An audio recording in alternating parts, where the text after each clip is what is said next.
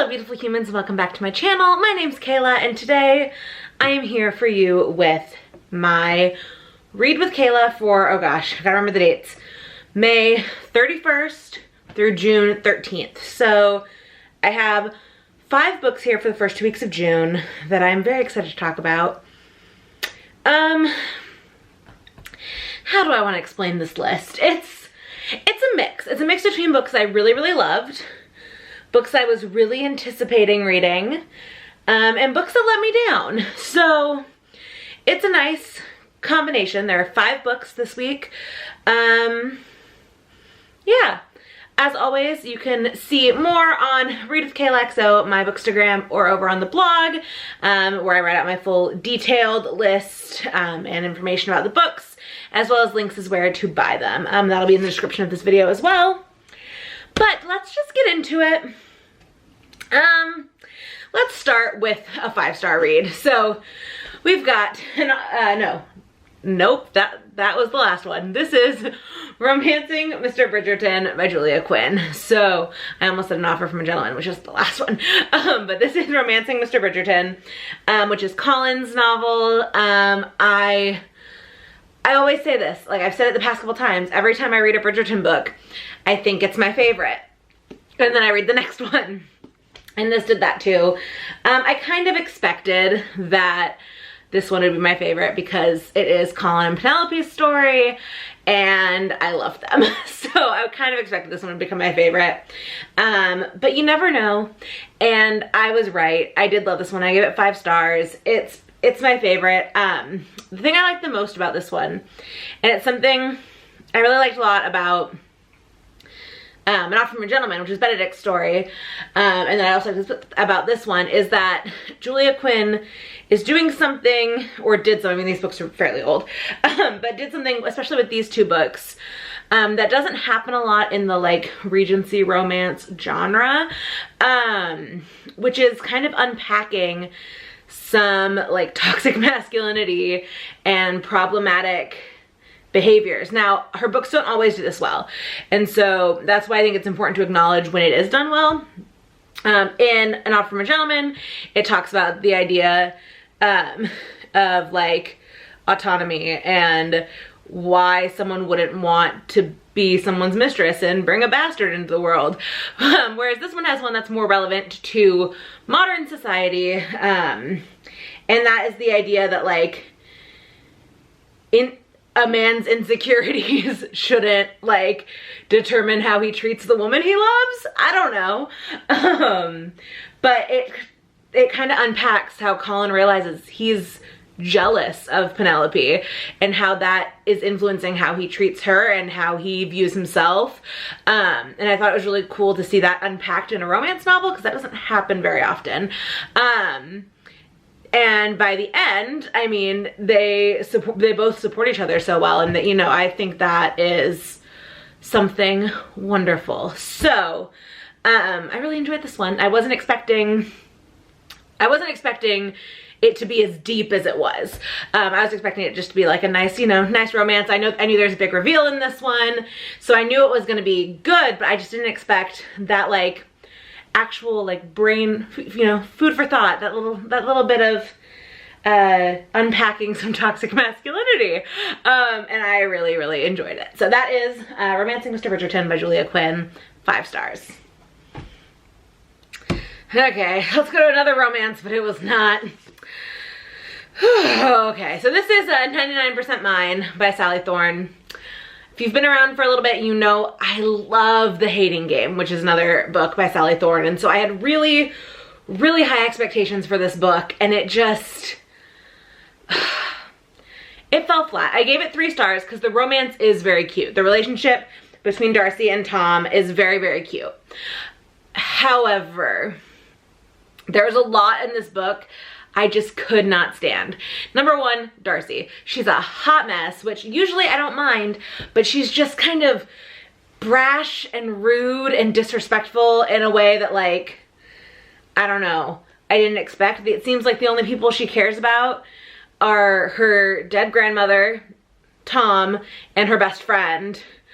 But clearly she doesn't know her best friend that well because she misses a huge reveal about her best friend and like just all these things. I'm just like, I don't like her. I don't like her as a character. I liked her relationship with Tom. And the other thing I didn't like is the relationship she had with her twin brother. It was really hard to read. The way she talked about him, most of the time, she portrayed him as this like asshole who treated her like crap and infantilized her at every step of the way because of her heart condition and undermined everything she ever decided, and just, he seemed like a total asshole. But then every once in a while they would say things like, oh, we have such this great relationship, I love my brother, I miss him so much, we are such good friends. And it just, then he calls her and is like, you need to stop doing this and stop doing that. And I'm just like, this is toxic. I don't like this. And then their parents are alive, but we never hear really from them until like at one point Tom goes to their house. Like it's very weird. I didn't feel like it was very well thought out, I think is the way I would put it. I don't think it was very well thought out. The romance was cute. That was about it. I gave it 3 stars mostly because I did enjoy the romance. But like, I had a lot of problems with this one. Let's go, I'm just gonna go into this, no, I'm gonna save this one because it'll make us happy. I'm gonna go to the other one that made me angry, and then we'll move into some happiness. So the next book is When Katie Met Cassidy by Camille Perry. I gave this 2 stars.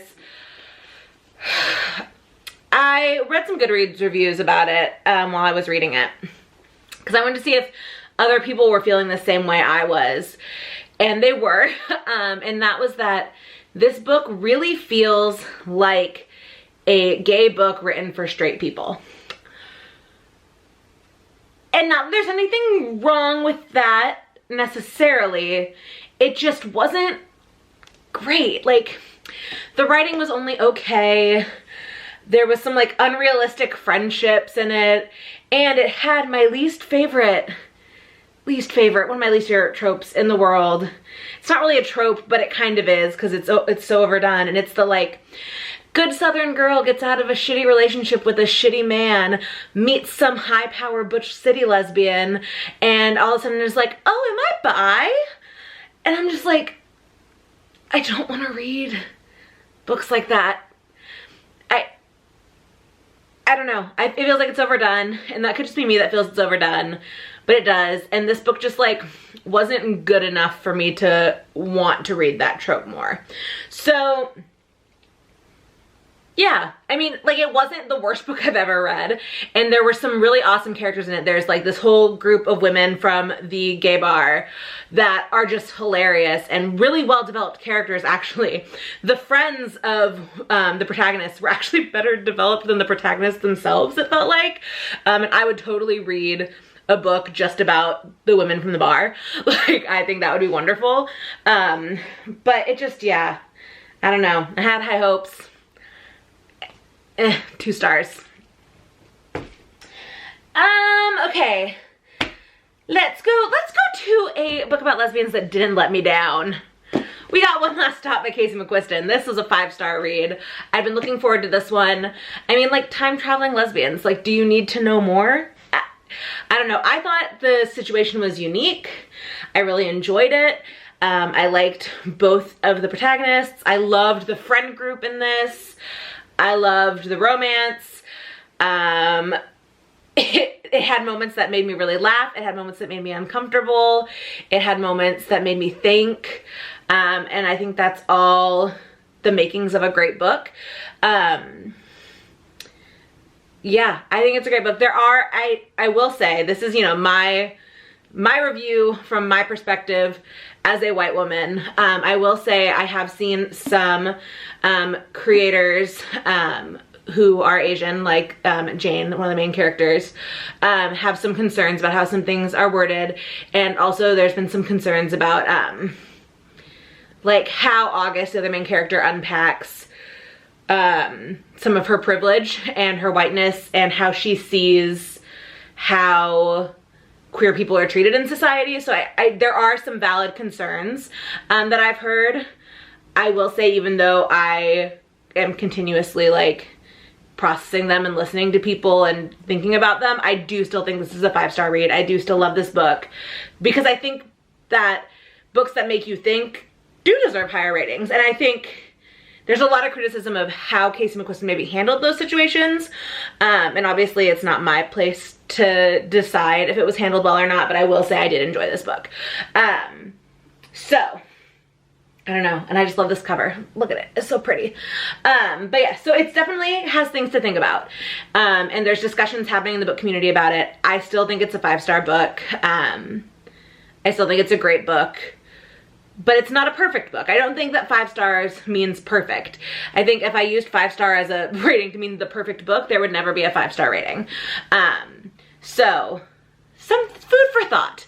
It's a great book, not a perfect book. I don't think I've ever read a perfect book. I don't think so. So that is One Last Stop by Casey McQuiston. They also wrote Red, White, and Royal Blue. This is very different, which I think a lot of people were like, is this just gonna be like a lesbian Red, White, and Royal Blue set on the subway? And no, they're very different. Yeah, so there you go. Last but not least, we've got The Soulmate Equation by Christina Lauren. I gave this book 4 stars. I really like it. It's not my favorite Christina Lauren book. That title still goes to Roomies. But I think it was really a good concept. Like the thought of like a dating app that genetically matches you like with your perfect soulmate, kind of just terrifying, but also kind of exciting. And it's one of those things like you hear it and you go, ooh, that sounds a little bit eugenicsy. But then they address that and it's like, no, it's not at all. It's not like we're trying to create the perfect like children. It's we want you to be happy. And so I like that that was addressed because it's a little bit of a concern when I heard the concept. I was like, but no, it's more about like the actual relationship, which I think was really cool. I really enjoyed the characters. I loved Jess, the main character's single mom. I really loved her relationship with her daughter. Her daughter is also just like the funniest kid. There's like the start of one of the chapters, I think it's chapter 11. Let me see if I can find it. It starts with, oh, I gotta find it because now I really have to read it. Here we go. The first line of chapter 11 is, Mom, did you know the first roller coaster was built to keep people away from brothels? And I'm like, if that's not the nuggets of wisdom that my children give me when I have kids one day, I don't want it. I love that. So, yeah, I really enjoyed this book. 4 out of 5. So these are the books. I mean, 3 out of 5 being great is not bad. And none of them were perfect. Like I said, like all 3 of these books I loved, but they're not perfect books. They have things that can be critiqued. And I think that's important to like critically read everything. Which I think is why I wanted to make sure I talked about things that I'm critical of in these 3 books, because I was so critical of these 2. I feel like I've been kind of a sugarcoating reviewer a little bit, but mostly because I've done a really good job in this past year of reading books that like just appeal to me and that I know I'm gonna like, and I'm usually right. So it's rare that I find a book that I'm rating lower and that I have a lot of issues with. So yeah, it may have seemed a little harsh how I talked about these, but I think that it needed to happen. I think I needed to make sure that I'm like, hey, I can dislike a book too, because I feel like I do come on here a lot and say, oh my god, I loved these books. I loved every single book I read this month. And this month, that hasn't been true. These are both going in the donate, sell, give to a friend. I'm not giving either of these to a friend. I don't want my friends to read these. I might give someone 99% mine, but Katie my Cassidy is not going to a friend.